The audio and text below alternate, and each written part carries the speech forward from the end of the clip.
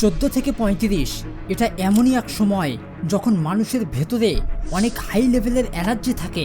তখন চাইলেই যে কেউ এই শক্তির ব্যবহার করে জীবনে অনেক বড় কিছু অর্জন করতে পারে, আবার এই শক্তিকে ব্যবহার না করে নিজেকেই ধ্বংস করতে পারে। বিশ্বের বহুল আলোচিত সফল মানুষদের জীবনী দেখলে এটা বুঝতে পারি তাদের মধ্যে বেশিরভাগই জীবনে সফলতা অর্জন করেছে ঠিক এই সময়ে।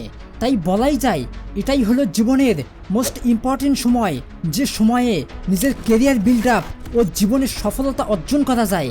তাই এটা মানতেই হবে এই সময়টাকে যারা জীবনে কাজে লাগাতে পারে তারাই ফিউচার প্রজন্মে অন্যের জীবনের অনুপ্রেরণার গল্প হয়ে যায়।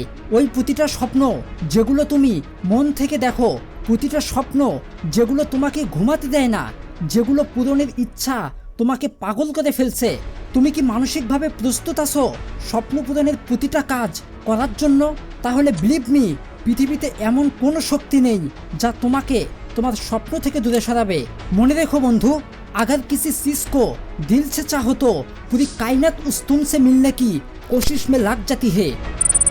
পৃথিবীর প্রতিটা সফল মানুষের জীবনী দেখো, এটা বুঝতে পারবে তারা জীবনে সফল হওয়ার জন্য কতটা পাগল হয়েছিল। জীবনের খেলায় বারবার হেরে যাওয়ার পরেও কিভাবে জীবনের সফলতা অর্জন করেছিল। এখন যদি তুমি তাদের মতো সাকসেস হতে চাও আর জীবনে সফল হয়ে দেখাতে চাও, তাহলে তোমাকে বলে দিচ্ছি সময় নষ্ট করা বন্ধ করো, নিজের কেরিয়ারকে বিল্ড আপ করতে থাকো, তাহলে দেখবে জীবন একদিন তোমার হয়ে যাবে। কিন্তু তুমি যদি ভাবো তোমার স্বপ্ন পূরণের জন্য এখনো সময় আসেনি, তাহলে তোমাকে বলতেই হচ্ছে সফলতার জন্য বয়স কখনোই বাধা হতে পারে না।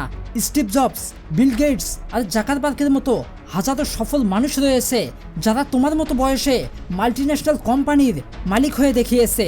এরপরেও যদি তুমি সময়ের অজুহাত দাও আর নিজের লক্ষ্যটাকে ঠিক করতে না পারো, তাহলে তোমাকে আর কিছুই বোঝাতে চাই না। আর একটু অপেক্ষা করো, জীবনই তোমাকে বুঝিয়ে দেবে জীবনে কতটা ভুল করে ফেলেছো। কারণ এই একই ভুল পৃথিবীর 90% মানুষই করে থাকে, যে কারণে তারা কখনোই সফল হতে পারে না। জানলে অবাক হবে, সাকসেস হওয়ার জন্য আমরা অনেক প্ল্যান করি, আজ এটা করব তো কাল ওটা করব, আর পরশু এইভাবে নিজের স্বপ্নটাকে পূরণ করে নেব। না জানি এভাবে কত শত প্ল্যান করে ফেলি, কিন্তু বাস্তবতা অনেক কঠিন। হয়তো তোমার স্বপ্ন আছে একজন নোবেল বিজয়ী লেখক হবে, গায়ক অথবা কবি হওয়ার ইচ্ছাও থাকতে পারে তোমার, আর এটাকে পাওয়ার জন্য যে প্ল্যানগুলো করে রাখবে, এমন অনেক সময় আসবে যখন সেগুলো কোনো কাজেই আসবে না। শুধু একবার ফিল্ডে নেমে দেখো, তোমার মতো লাখো মানুষ সেই ময়দানে নেমে গেছে তাদের স্বপ্ন পূরণ করার জন্য। আজকের দুনিয়ায় তুমি যে ফিল্ডেই নামো না কেন, সবখানেই প্রতিযোগিতা বেড়ে গেছে। লক্ষ মানুষের এই প্রতিযোগিতায় কেবল 2-1জনই বিজয়ী হতে পারে, আর বাকি সবাই 2-1বার ব্যর্থ হয়ে আবারও সেই আগের মতো কমফোর্ট জোনে ফিরে যায়।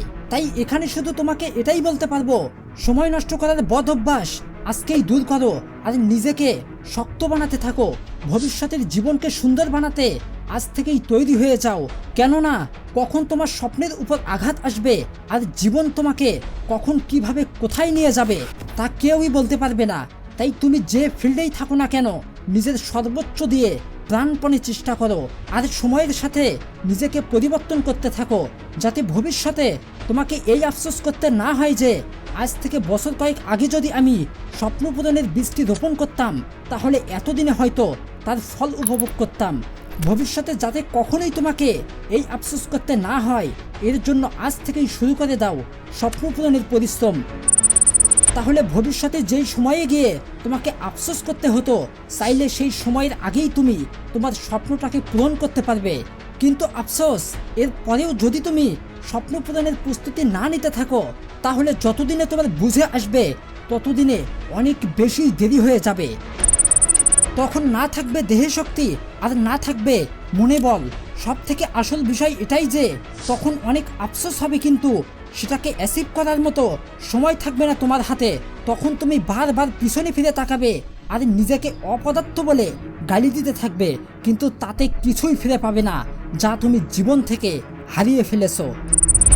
তুমি যদি তোমার ধ্বংসের এই দিনগুলোর জন্যই অপেক্ষা করতে থাকো, তবে লাইফে আগের মতোই এনজয় করতে থাকো।